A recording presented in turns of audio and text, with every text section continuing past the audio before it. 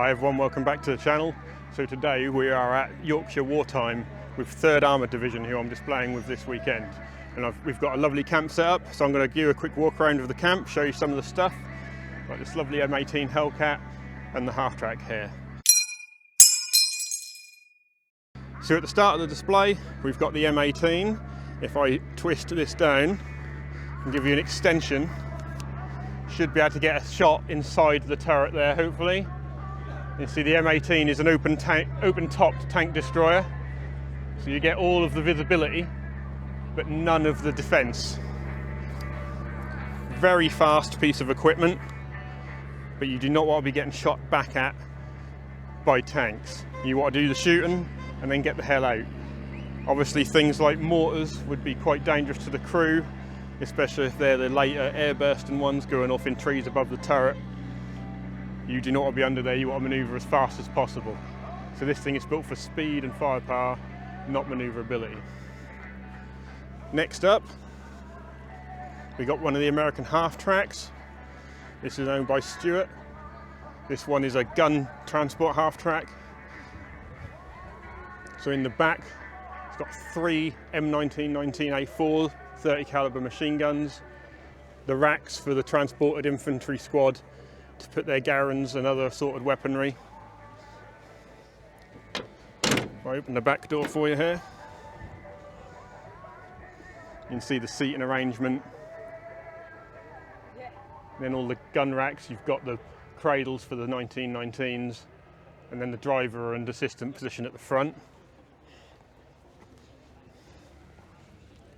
Oh, just get this shut again. There we are. So you go around the side of it.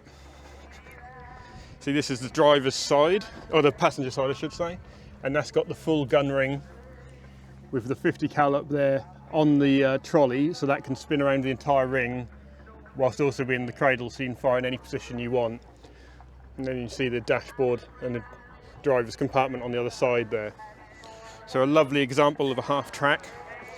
We had this out yesterday, that'll be out again today. There goes the front view. So then we're going to move over to the actual display camp.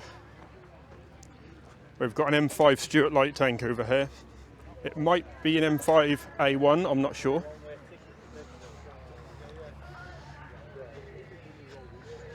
But here we are. So there's the M5 Stuart. This again will be out in the arena. So we've got the bow 30 cal, one for the gunner coax and one up the top there for the loader / commander if they feel a bit brave, and then the main gun being the 37mm anti-tank gun. And again, if I extend the rod, you can see inside there, rather cramped in the assistant gunner's position. And then here we've got the driver's position. Hopefully that's getting a relatively good angle there for you guys. And then up into the turret. Just noting the early 1917 wooden ammo box on that mount there for the 30 cal. Pull her in.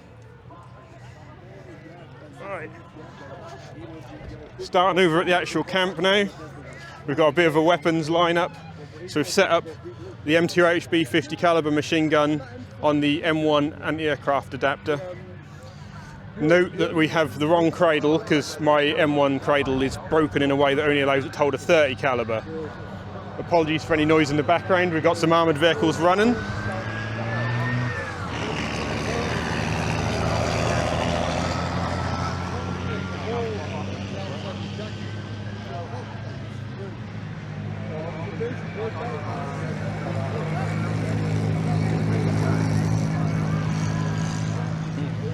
So next to the 50 cal, we've got the M19 19A6 set up with a couple of belts and the newest acquisition.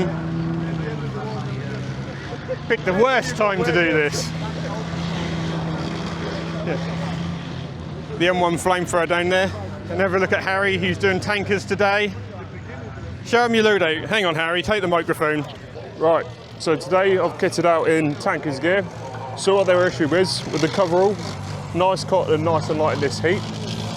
You've got a little gas mask bag, which often they threw away the gas mask and just used it for personal items. So I've got a spare magazine for my grease gun, some personal kit, cigarettes, lighter. And this is the tanker's helmet. So you've got your microphone and your headphones attached. I've got the later war little lip mic that just sits under your lip there, attaches to your ears or your helmet, and then you've got little headphones in the side there. Helmet, again, it's just like a plastic. It wasn't made for actual ballistic protection, just stop you knocking yourself out on your tank. Some goggles for your dust. And again, the grease gun, which the tankers often had stored in the turret of that or in your driver's position, nice and compact.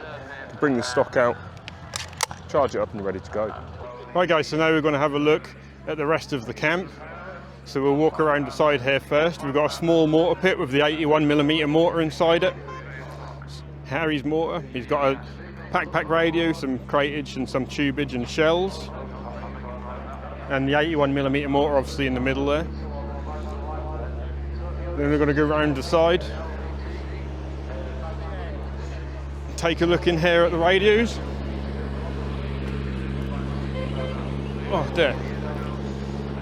So the radio setup here, the radios aren't working, but the switchboard and the phones do. So it's quite smart. At certain shows, if you want to link up two different camps, he can actually send the wiring across and you can talk to each other. You got the field desks on both sides here, some of the cards out and some insignia and different booklets at the front there. The phone radio speaker there. A couple of weapons have been popped in here for storage as well, and the crates behind it just as a backdrop. We got the WC Dodge on the side, and let's have a quick look at my tent for the weekend. So I've got my modern cot because I need it to sleep. It's no longer an option, guys, I'm afraid. So don't kick off. I have to have the modern cot. And then just a few personal items and stuff set up that I've actually been using whilst I was here. But I figured during the day, get all the modern stuff hidden up, and that might as well be open. It still looks quite nice. This big old crate, the transit crate for the 50 cal toolbox, has been brilliant. You can just throw whatever you want in there. Then over here you've got James's Jeep with his pup tent that he's been sleeping in. This vehicle was actually recovered and it's on the national television. They recovered this vehicle So that's absolutely loaded with a ton of equipment. Meant to be an armoured division Jeep. And they did. You see the photos from Normandy, they're often completely piled up with stuff. And he literally sleeps in that tent there. Then after the combat section, as it were, you have the medical bit. So we've got a couple of nice Dodge ambulances. So just show you the back of here quickly. Sorry, the first time come and done it, the camera weren't running. Oh. So I often do that. So just get some more footage of the interior of it.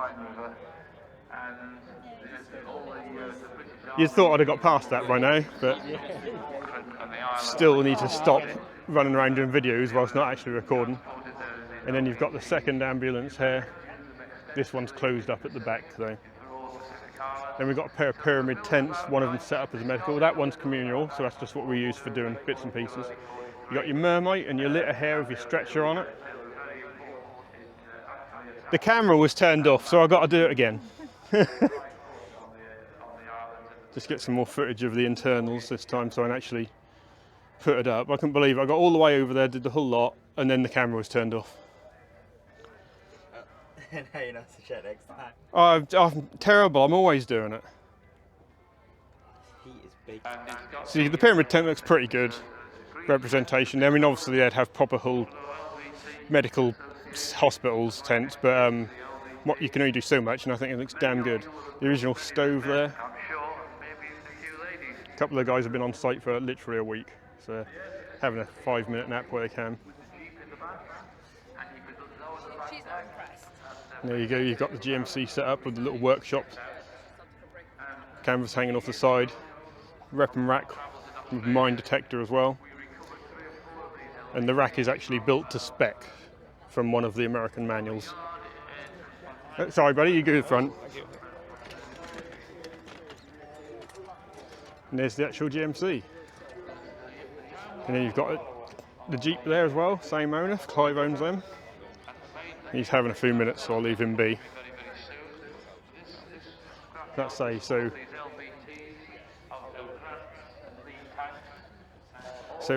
Yorkshire Wartime is run by Stuart, and Stuart runs the 3rd Armoured Group.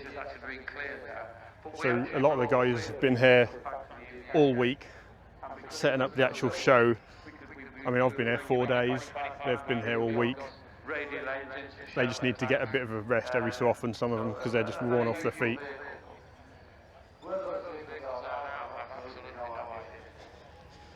But here we are. Hopefully you've enjoyed this video and shown this camp. That's been a pretty good display. A lot of effort's been put in by the guys. And in a little while we'll be taking some of the vehicles out. The Stuart and the Hellcat will be going out in the half-track. And if I'm lucky, I'll get a bit of footage of that as well. So hopefully you enjoy seeing the camp. Send any questions over, I'll do my best to answer them. And I'll see you guys again soon.